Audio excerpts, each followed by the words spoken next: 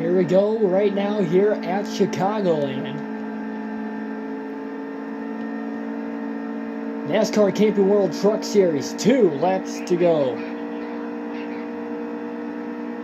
Crafton looking for the win here with 2 to go at Chicagoland. If he gets the win and a caution does not come out, he will have 14 wins on the regular season.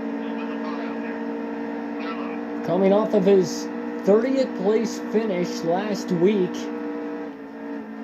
at Montreal.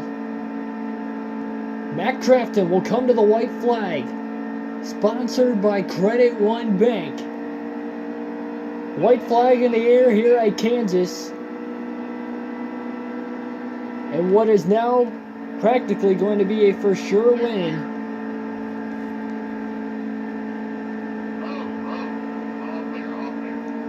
For Crafton in the 88 truck as they roll into turn 3.